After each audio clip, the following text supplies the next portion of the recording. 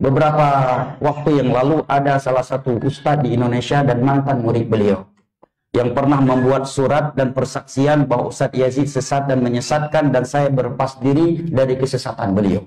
Padahal dia pernah salah satu dari murid yang dididik oleh Syekh Ustadz Yazid di tahun 90-an. Kemudian berangkat ke Yaman dan pulang menjadi dai. Dinasihati oleh seorang ustadz, antum ustadz datangi itu Ustadz Yazid, beliau udah sakit parah sekali. Dan sampai beliau meninggal, antum belum sempat minta maaf. Antum akan menyesal nanti. Beberapa ustadz lain yang tulis ikut tanda tangan pernyataan itu, mereka udah pernah mendatangi beliau meminta maaf dan mereka dimaafkan oleh beliau. Apa jawaban ustadznya? Allah yashfi.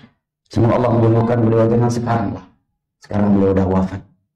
Beliau sempat minta maaf. Bukan ahli bidah. Kalau orang yang mencela beliau karena kejahilan dari orang awam, ana yakin 1000% beliau akan memaafkan. Karena kita tahu beliau. Kecuali orang ia mencela beliau dengan ilmu, apalagi orang yang pernah dididik oleh beliau, belajar di tangannya tahun 90-an, kemudian berangkat ke negeri ulama, kemudian pulang masih mampir ke rumahnya, bermalam di rumahnya, diberikan makan sehari 3 kali di rumahnya sekian hari.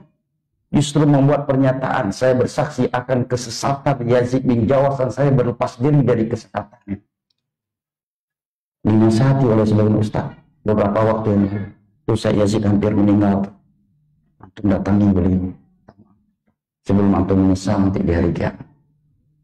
Masih mempertahankan gengsinya, egoisnya masih dipertahankan. Ya jangan sekarang lah. Allah yashfi. Beliau sekarang udah wafat. Ya, dan anak terakhir kali mengetahui Ustaz Yazid belum memaafkan orang ini. Dan ini salah satu murid yang dianggap murid durhaka dan belum beliau maafkan. Dan surat pernyataan itu masih ada di Google hari ini. Orang masih bisa membuka itu.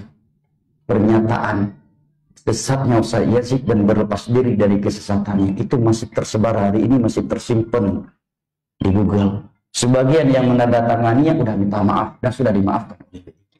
Tapi ada yang belum minta maaf sampai beliau wafat.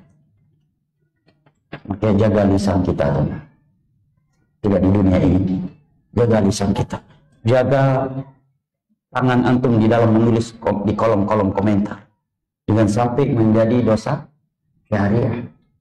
Karena ada dosa dengan anak Adam itu tidak akan terhapuskan. Dan kita bahaya, dalam bahaya meskipun seorang nabi yang melakukannya. Makanya Nabi saja pernah berdiri di depan para sahabat. Siapa di antara kalian yang pernah aku zalimi atau aku cambuk dan dia tidak bersalah? Tolong balaskan hari ini sebelum datangnya hari kiamat, hari di mana tidak ada lagi qisas dengan dirham dan dinar. Berdirilah seorang sahabat, wahai Rasulullah, aku dulu pernah engkau cambuk dan aku tidak bersalah. Di mana aku mencambukmu, kata Nabi? Di perut, wahai Rasulullah. Nabi pun langsung membuka perutnya dan bersiap-siap untuk dicambuk oleh sahabatnya ini. Maka datanglah sahabat tersebut begitu dekat dengan Nabi, dia langsung memeluk dan mencium perutnya Nabi. Hanya ini yang ingin aku balas kepadamu.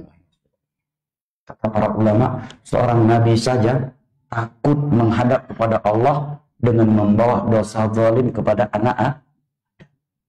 Lalu mengatakan Ustaz Yazid sesat menyesatkan dan kami berlepas diri dari kesesatannya setelah dididik sekian tahun di tahun 90-an dan pulang dari negeri ulama, nginap di rumahnya sekian hari, diberi makan-makan, disediakan minum, disediakan tempat tidur, tapi tak berani minta maaf.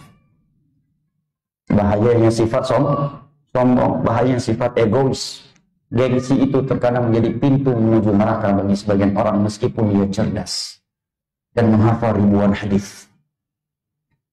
Mudah-mudahan yang sedikit ini bermanfaat dan semoga Allah Jalla wa'ala kembali mempertemukan kita dengan beliau di dalam syurganya ma'an nabiyyin wa siddiqin wa syuhada'i wa salihin wa hasna ulaika rafiqa innahu waliyyu dzalika wal qadiru alaih wa sallallahu ala nabiyyina Muhammad wa ala alihi wa sahbihi wa sallam wa akhir